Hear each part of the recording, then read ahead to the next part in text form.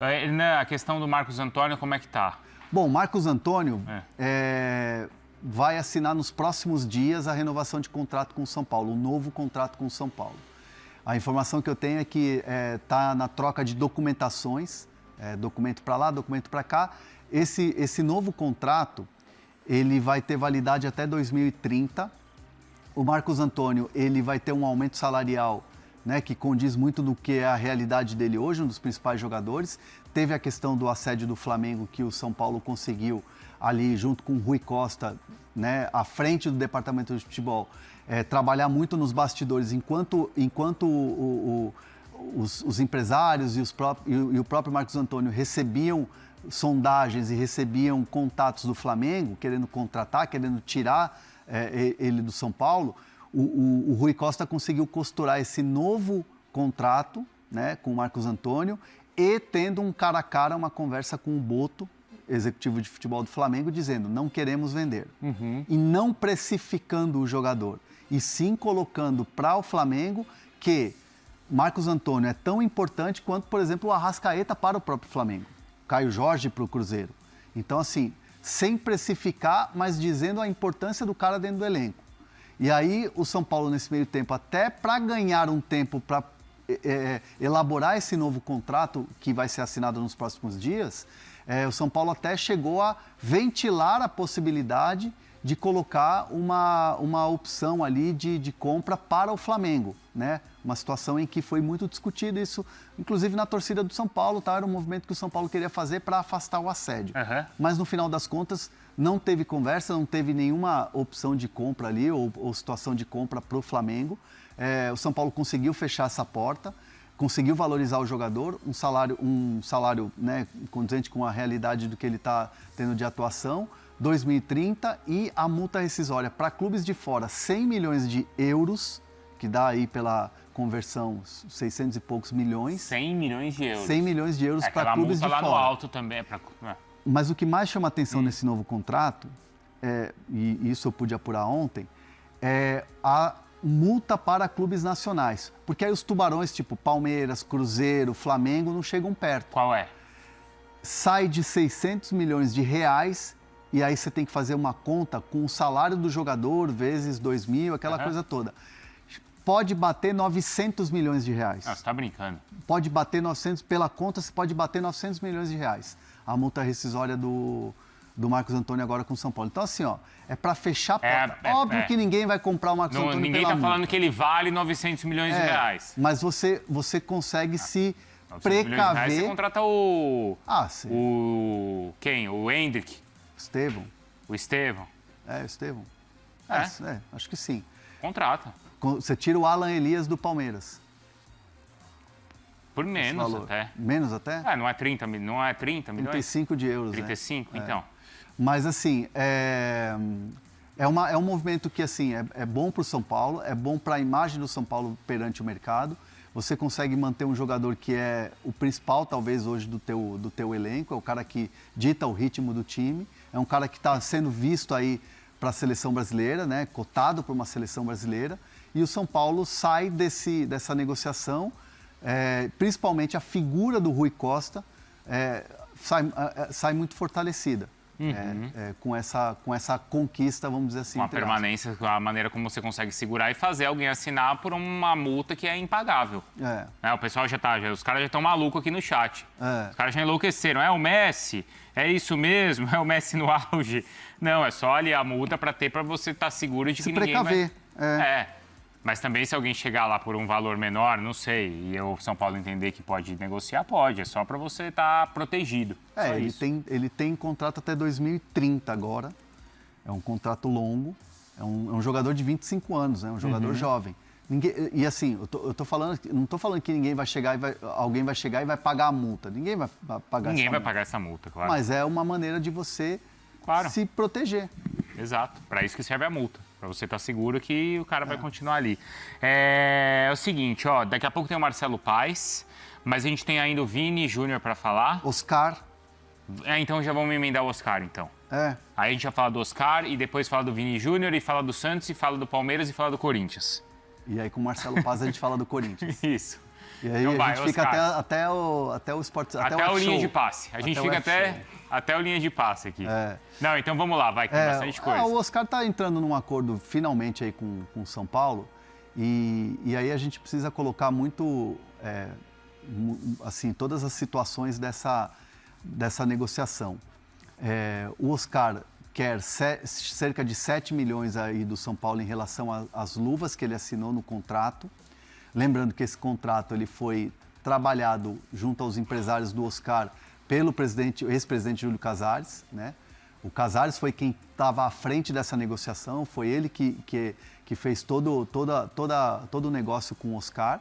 E o Oscar não abre mão de receber as luvas e, obviamente, os empresários, as comissões que foram ali na negociação. O Oscar não vai, ele teria por direito, né? Isso olhando o lado do jogador e apurando do lado do jogador, o Oscar teria por direito nessa negociação pegar o valor todo do contrato, né, que era um contrato de 2 anos, com um salário que, inclusive, a patrocinadora pagava uma parte. O Oscar abre mão, entre aspas, de 53 milhões de reais. O que é abrir mão? Ele deixa de receber o contrato inteiro. Entendi. Só que o São Paulo, em nenhum momento, nessa negociação agora, iria pagar o contrato inteiro. O São Paulo entende que ele teve uma situação que foi força maior, foi uma situação de saúde, por isso ele não está parando de jogar futebol. Então, o São Paulo não vê necessidade de pagar o contrato todo. Essa é a grande discussão. Então, a discussão hoje, ela passa a ser pelos 7 milhões, mais ou menos, de reais referentes a luvas e premiações quando assinou o contrato e não pelo contrato todo. Então, do lado do Oscar abriu mão de 53 milhões de reais. Abriu mão ali de muito dinheiro. Do lado do São Paulo falou assim, a gente vai pagar o que realmente achar que é justo no momento em que o São Paulo teve ele como jogador. E aí você paga os atrasados, você paga as multas, claro, as luvas e tal. Então, o São Paulo está chegando num acordo para poder assinar, enfim, essa rescisão de contrato com o Oscar. É isso, que as partes todas entenderem que é justo, porque acho que provavelmente, se existe essa discussão, é porque não estava previsto ali no contrato. E aí fica advogado de lá e advogado de cá, tentando encontrar a melhor saída. E é uma discussão que não está assim, não está tendo briga, né? Não, mas o que é justo é justo. Mas é uma negociação partes, claro, que envolve 2 partes e cada um defende o seu lado. Envolve 2 partes, envolve muito dinheiro. E aí, claro, cada um vai defender o seu lado mesmo. Mas é importante a gente pontuar essa treta que está acontecendo hoje. Vamos começar com isso, já, então. Cara, porque assim... Pode soltar a bomba? Não, fica à vontade aí. Solta. Você que manda. Solta a bomba. Você que manda. Mais uma bomba no São Paulo, ó. Plau! Bomba no São Paulo todo dia. E é uma questão que a gente precisa falar com muita... Pro torcedor, com muita... explicar o passo a passo, explicar tudo o que está acontecendo. Porque assim, o Conselho Deliberativo, né, através do presidente Olten Aires, os conselheiros receberam uma denúncia, não entregaram provas, mas entregaram sim uma denúncia de que a filha do atual presidente, o Arry Macis, a Cristina Macis, ela estaria envolvida em supostas vendas de ingressos no Morumbis, de shows, revenda.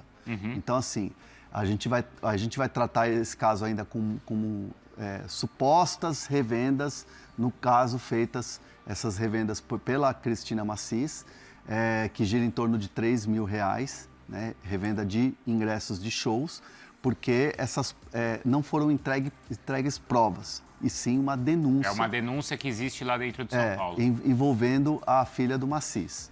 Essa notícia eu pude confirmar, já desde ontem já estava esse burburinho, mas dá o crédito aqui ao Pedro Lopes no UOL, que foi quem revelou isso primeiro. E assim, hoje de manhã eu conversei com muita gente dentro do Morumbis, pude conversar também com pessoas próximas ao presidente Macis, e assim, a postura que o São Paulo está adotando hoje, a postura que o Macis está adotando hoje é uma postura que, assim, independentemente do grau de parentesco, independentemente da pessoa que está sendo acusada, o São Paulo, através do Maciz, vai punir o CPF. Então, assim, se a Cristina Maciz fez coisas erradas, revendendo ingresso, ela vai ter o direito de se defender, vai se explicar e tudo mais, o Maciz entende que tem que ter punição. Quando o Maciz assumiu, inclusive, não queria nenhum parente perto. Então, inclusive, a filha já não estava mais ali no dia a dia do clube. Então, ela já tinha sido tirada de cena, vamos dizer assim, porque o Maciz entendia e entende que o São Paulo precisa ser cada vez mais transparente. Não tem que ter conchavo, não tem que ter amiguinho, não tem que ter parente. Então, o Maciz tomou essa decisão. E o Maciz, claro, evidentemente, recebe essas denúncias e quer esclarecer isso diante do torcedor, diante do Conselho Deliberativo, para os cardeais do São Paulo, para os conselheiros do São Paulo, em relação a esclarecer. Se tiver que punir, se tiver que expulsar do clube, se tiver que responder um processo, vai responder, independentemente do grau de parentesco. Isso a RIMACIS garante e é a postura que ele vai tomar em relação a essas denúncias. O que vai acontecer hoje?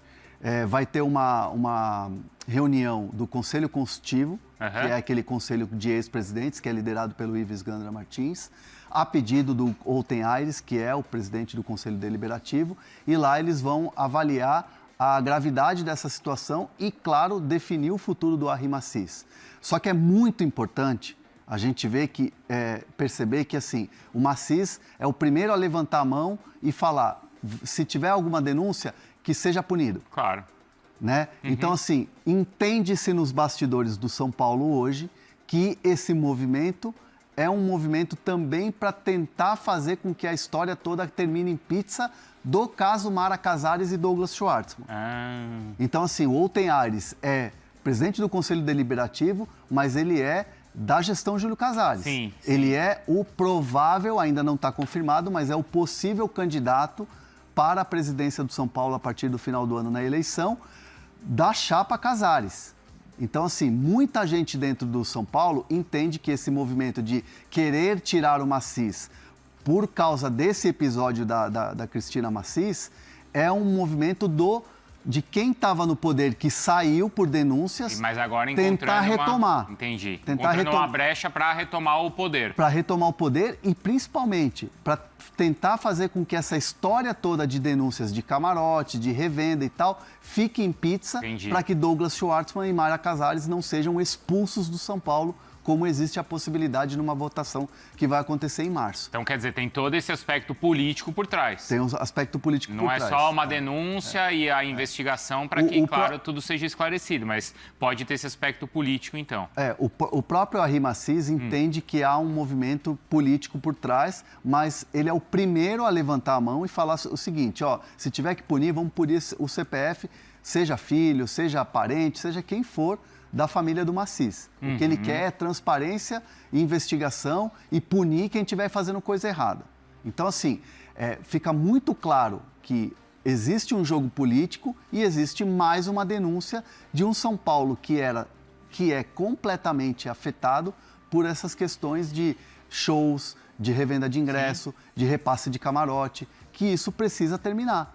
Porque se o clube quer se reerguer, se o clube quer ter um novo caminho, isso aí precisa ser exposto, precisa ser julgado e as pessoas precisam pagar pelos crimes. Isso aí está confirmando aquela fala do Ministério Público quando falou que o estádio virou uma moeda de caça-níquel. Sim. Uma máquina de caça-níquel. O São Paulo virou um queijo suíço.